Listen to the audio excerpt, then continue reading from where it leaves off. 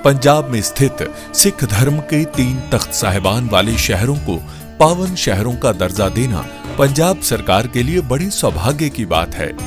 ये शहर है श्री अमृतसर साहिब, श्री आनंदपुर साहिब और तलवंडी साबो। ਇਹ ਤਿੰਨੋਂ ਤਖਤਾਂ ਦੇ ਸ਼ਹਿਰਾਂ ਨੂੰ ਪੰਜਾਬ ਦੇ ਅਧਿਕਾਰਤ ਪਵਿੱਤਰ ਸ਼ਹਿਰ ਵਜੋਂ ਐਲਾਨ ਕਰਨ ਦਾ ਫੈਸਲਾ ਕਰਦਾ ਹੈ।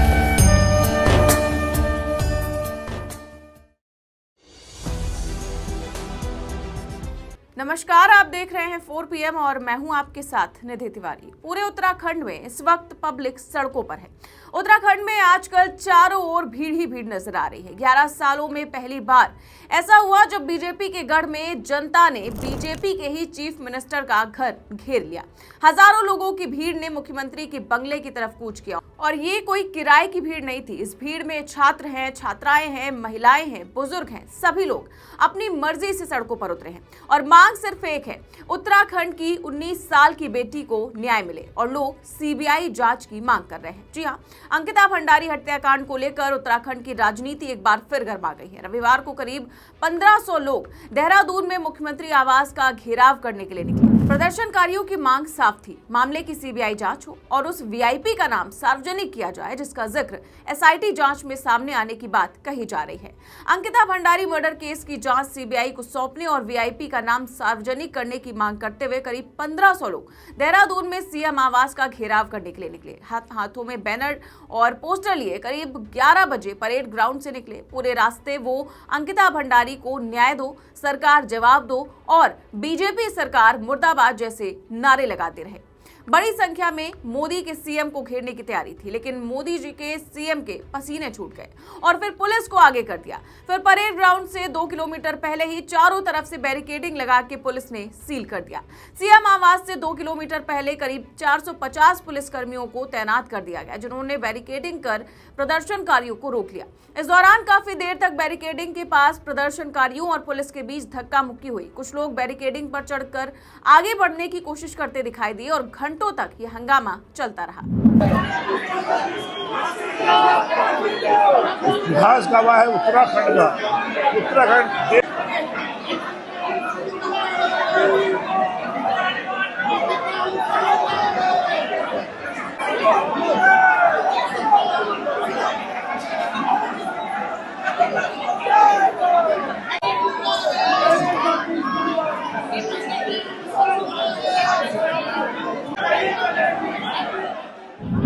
भीड़ में हर वर्ग के लोग शामिल थे, युवा, महिलाएं, बुजुर्ग और राज्य आंदोलनकारी। सबसे मार्मिक दृश्य तब सामने आया जब एक दुर्बल काया और कांपते हुए हाथों में लाठी थामे एक बुजुर्ग महिला भी न्याय की मांग करती दिखी। उनकी आवाज में गुस्सा नहीं बल्कि पीड़ा थी। यहाँ इसलिए आए बाबू कि आज हमारी अंकिता भंडारी के जो हत्यारे हैं उनको मतलब संरक्षण दिया जा रहा है, उनको कुछ नहीं कर दिया जा रहा। जो अंकिता भंडारी के हत्यारे हैं और हमने उत्तराखंड मांगा था। किसलिए मांगा था? इसलिए मांगा था कि हमारा राज्य नशा मुक्त हो, हम भू माफिया मुक्त हो, हमारा हर माफियों को मुक्त हो, पर यहाँ नशा युक्त हुआ। और आज हमारे नेताओं ने क्या करा? जंगलों में महल बना दिए, जंगल काट के महल बना दिए और जंगल काट के महल बना के और हमारी लड़कियों को वहाँ ले जाके और उनका मर्डर कर रही है। आज ये हालत है हमारे इन नेताओं को, इनको चूल्हे भर पानी में डूब जाना चाहिए साहब। यही मांग है। उनका जो हत्यारा है, जो असली दोष है, उसको सामने करे, जनता के सामने लाए, उसे सीबीआई इंक्वायरी करे। एक लड़की और उन्होंने उसको मर्डर करा। अब बताओ तुम, हमारे उत्तराखंड में जो इतना शांत प्रिय राज्य और आज इन्होंने सारा इतना भ्रष्ट कर दिया कि क्या बताएं। सारे दुनिया के माफिया यहाँ आ गए, भू माफिया यहाँ आ गए, जंगल माफिया यहाँ आ गए, पानी माफिया यहाँ आ गए, सारे ला के यहाँ बसा दिए। और जो पहाड़ के जो हमारे हैं वो सारे यहाँ देहरादून में टोटल पड़ गई, सारे देहरादून में आ गए और पहाड़ खत्म कर रही। अब क्यों? वहीं इस प्रोटेस्ट में हरिद्वार से बीजेपी मंडल अध्यक्ष भी शामिल हुई और भावुक होते हुए उन्होंने क्या कहा, सुनिए। मैं हरिद्वार से आई हूँ, भाजपा से मंडल अध्यक्ष हूँ। ऐसी भाजपा को, ऐसी गंदी भाजपा को जिसने आज हमें रुला दिया, हमारी पहाड़ की बेटी 19 साल की बेटी के साथ ऐसा बलात्कार किया और फिर उसे धक्का दे दिया। मगर इन दरिंदों को पता नहीं था कि पहाड़ की देवी देवता भी होते हैं, वही बन के निकली है। नहीं तो 3 साल का मुद्दा कोई नहीं निकाल सकता।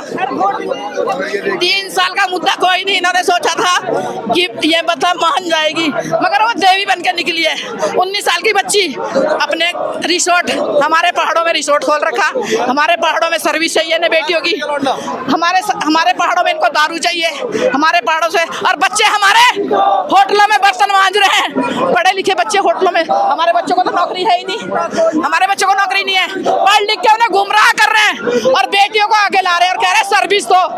अरे धामी, अगर तू सर्विस गट्टू को लेके आ, सर्विस हम देंगे उसे।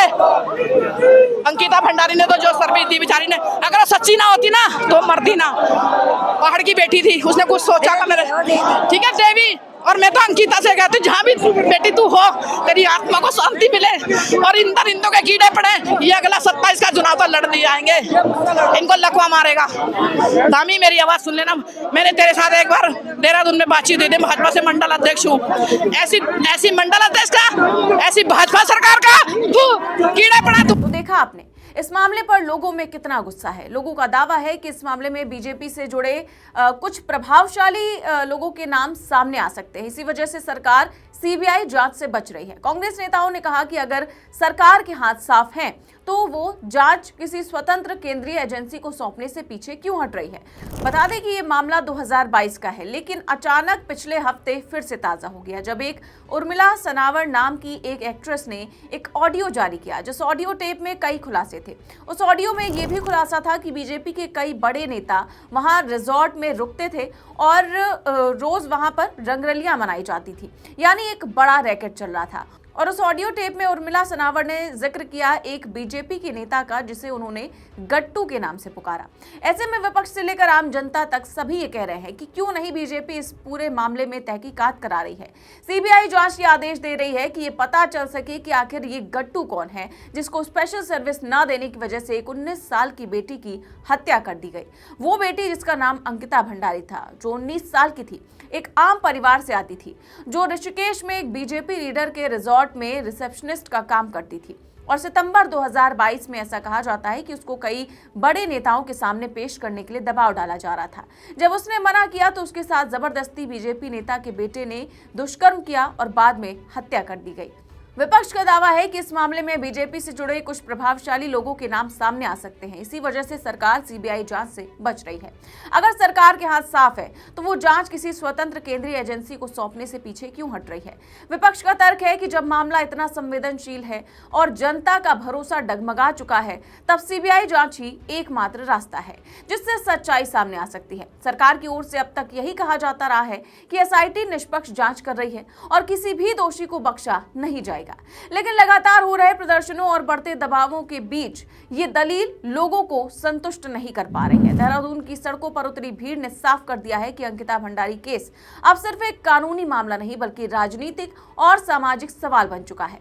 जब तक सरकार सीबीआई जांच और वीआईपी की पहचान को लेकर स्पष्ट कदम नहीं उठाती, तब तक ये मुद्दा शांत होने वाला नहीं दिखता। इस बीच भारतीय जनता पार्टी के भीतर इस्तीफों का दौर और अपनी सरकार के खिलाफ बगावत का दौर थम नहीं रहा है। लगातार बीजेपी के नेता इस्तीफा दे रहे हैं और ये मामला थमता नजर नहीं आ रहा है। और सवाल आखिर में यही है कि क्या अंकिता को सच में न्याय मिलेगा, क्या पूरी सच्चाई सामने आएगी और क्या उस वीआईपी का नाम सामने आएगा जिसकी वजह से अंकिता भंडारी की हत्या हुई।